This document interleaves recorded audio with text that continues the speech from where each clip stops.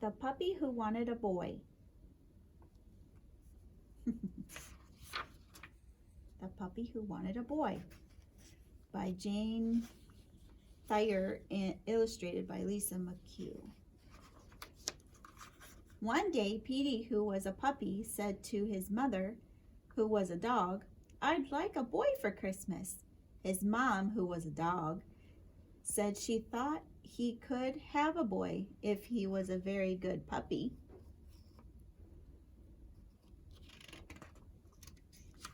So the day before Christmas, Petey's mother asked, "Have you been a very good puppy?" "Oh, yes," said Petey. "I didn't frighten the cat." "You didn't?" asked Petey's mother. "Well, I just frightened her a little," said Petey, "and I didn't chew any shoes." "Not any?" said his mother.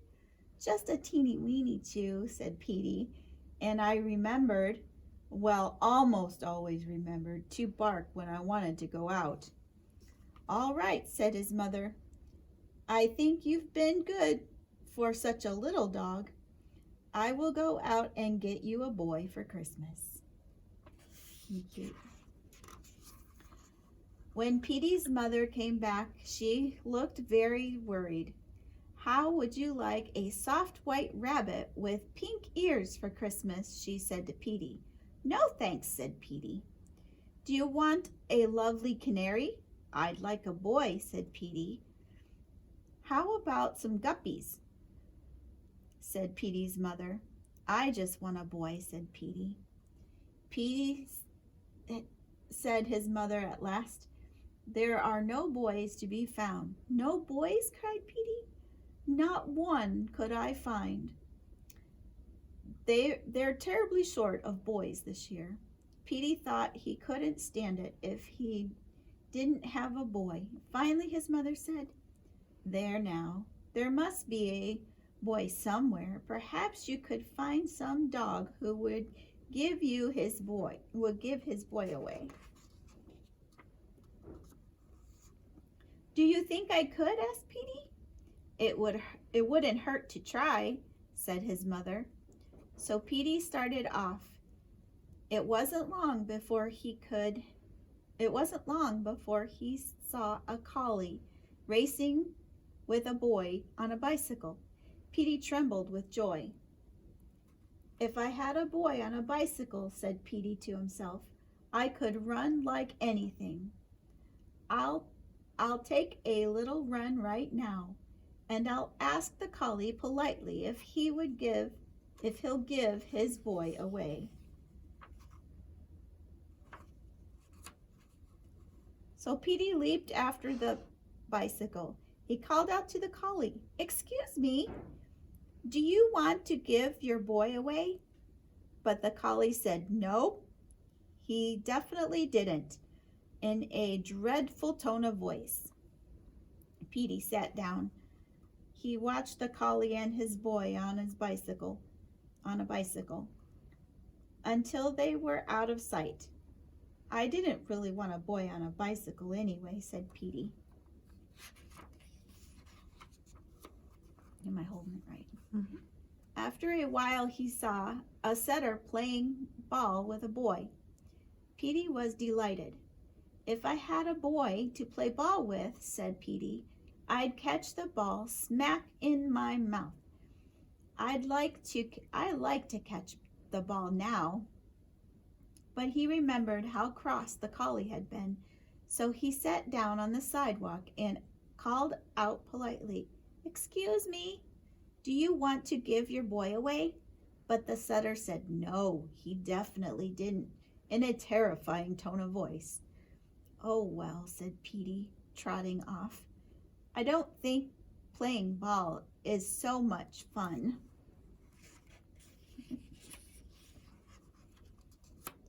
So Petey came to a bulldog sitting in a car with a boy. Petey was pleased, for he was getting a little tired from so much walking.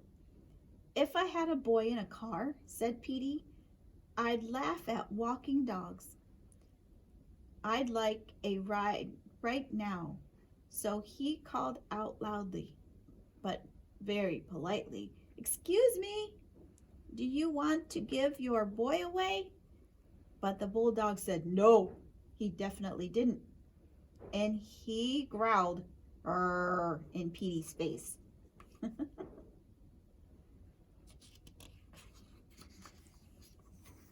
"Uh-oh," said Petey. He hurried behind a house and stayed there until he saw the bulldog and his boy drive away.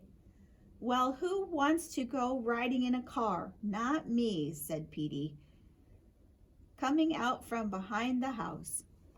He thought he would just rest a while, though. He had come a long way for such a little dog.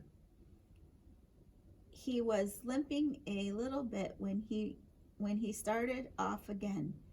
After a while he met Scotty, walking his boy and carrying a package in his mouth.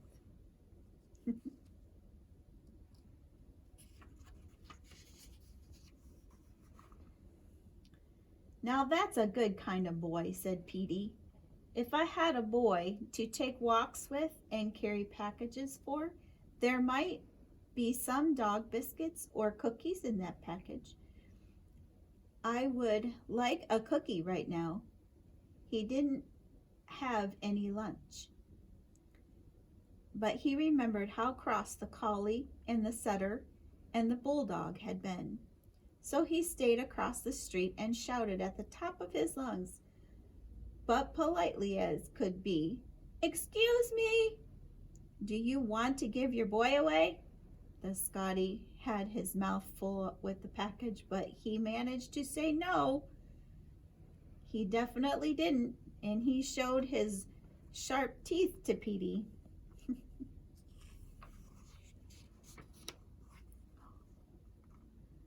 "I guess that wasn't the kind of boy I wanted either," said poor Petey. "But my goodness, where can I find a boy?" Well, Petey trotted on, but he couldn't find a single dog who would give his boy away. Petey's ears began to droop. His tail grew limp. His little legs were very tired. "My mother was right," he thought. "There isn't a boy to be found."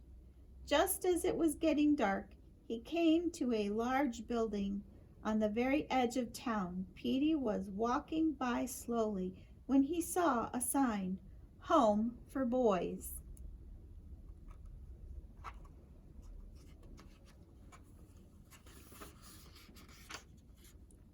"Maybe I could find a boy here," said Petey to himself. "These boys have no parents, and no dog to take care of them either." He padded slowly up the walk of the home. He was so tired he could hardly lift his little paws. Then Petey stopped. He listened, and he could hear music.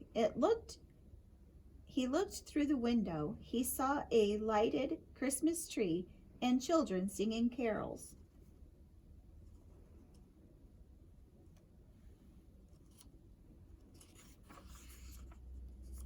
Then Petey saw something else.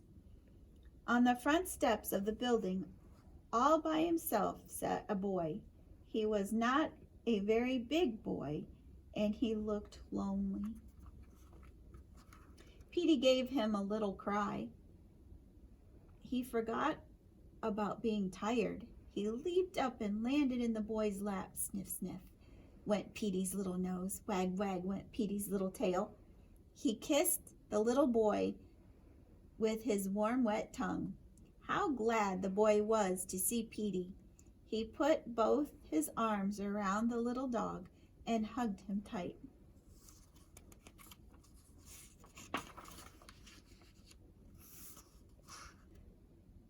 Then the front door opened and a lady looked out. "Why, here you are, Ricky," she said. "What is our newest boy doing out here all alone? Come on in and sit near the Christmas tree." Petey was very still. The boy sat still. The boy looked up at the lady and down at Petey. Petey began to tremble. Would the boy go in and leave him? I'm not alone, said the boy. I've got a puppy. A puppy? The lady came out and looked at Petey in surprise. Can he come too? Said the boy. Why, said the lady, you're a nice little dog. Wherever did you come from? Yes, bring him in. Come on, puppy, cried the boy. In they scampered. The crowd of boys was playing around the Christmas tree. They rushed at Petey. They picked him up and petted him. Petey wagged his tail, he wagged his fat little body, and he frisked about and licked every one of the boys. Can we keep him? Said one. Can we give him some supper? Said another. Can we fix him a nice warm bed? Said a third. We will give him some supper in a nice warm bed, said the lady, and tomorrow we will find his mother and see if she'll let him stay. Petey knew his mother would let him stay. She knew how much he wanted a boy. But wouldn't she be surprised, said Petey to himself, with a happy little grin, when I tell her I got 50 boys for Christmas.